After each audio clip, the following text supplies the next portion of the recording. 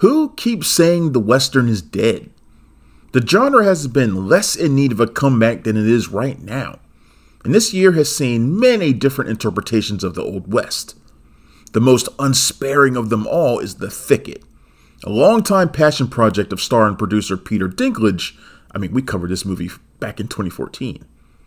This brutal adaptation of Joe R. Landale's book features memorably grizzled characters in a lawless, icy frontier seeking vengeance, redemption, family, or money, whichever comes first.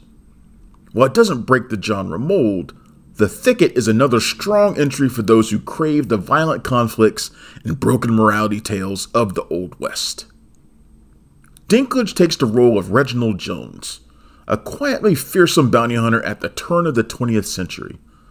Along with his companion Eustace Howard, played by Gbenga Akinnagbe, a former slave, he finds himself on the hunt for ruthless outlaw Cutthroat Bill, played by Juliette Lewis, for the kidnapping of a young girl, Lula, played by Esme Miles, stolen away from her brother Jack, played by Blink Twice's Levon Hawke, who will stop at nothing to find her.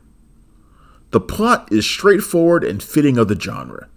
It's the characters who make it stand out most, including how they are introduced. Ultimately a film about people seeking some semblance of family, The Thicket contrasts the opposing sides at every turn. Lula and Jack are introduced as they are mourning the deaths of their parents due to a disease outbreak. On the other side, Bill, short for Wilhelmina, crashes a different funeral, raids the casket to the shock of mourners, and claims something from the corpse. Bill's hideously scarred face matches her ugliness on the inside. For large portions of the film, we see Bill traveling from place to place, picking fights with innocents and leaving them dead. She has an obsession with pretty things, and when confronted with Lula, she steals her away, leaving Jack unconscious and unsure what to do. All of those Bible verses he spouts aren't going to help him with something like this. It's easy to see why Dinklage fought so long to have the chance to play Reginald Jones.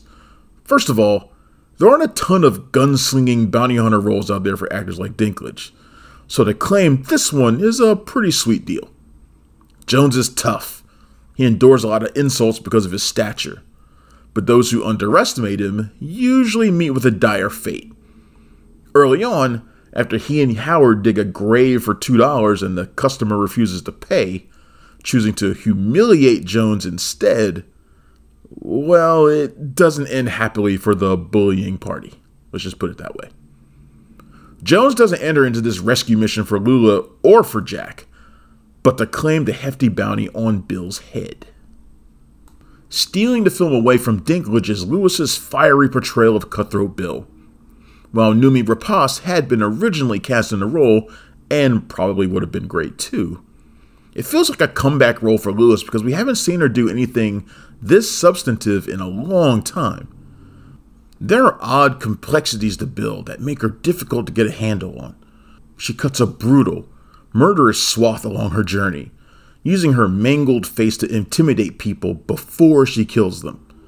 But even she has a code, twisted though it might be. She won't allow her male companions to lay a finger on Lula, suggesting her own traumatized upbringing. Moments of lucidity reveal a vulnerable side that she keeps very well hidden away from others. Chris Kelly's screenplay knows how to drive the action. Every scene has a purpose, and there's always some kind of violence right around the corner. Conflicts arise as Jack and Jones's party grows in size.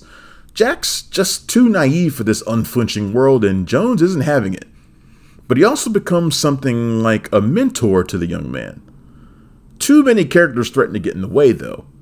West Side Story's Leslie Grace plays a reformed prostitute, Jimmy Sue, who needs rescuing so she can enter into an unnecessary love story with Jack. It couldn't have felt more forced in this kind of story.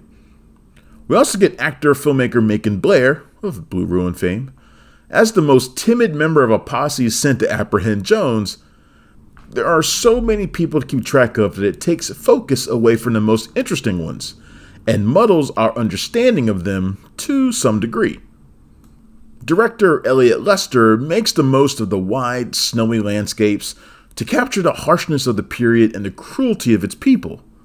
It's clear this is a small-budgeted affair, but the limited production values actually work in the Thicket's favor, presenting a desolate, haunting atmosphere from which few can emerge unscathed. In another strong year for Westerns, The Thicket is one that fans must seek out. The Thicket opens in theaters on September 6th, and it gets a 3 out of 5.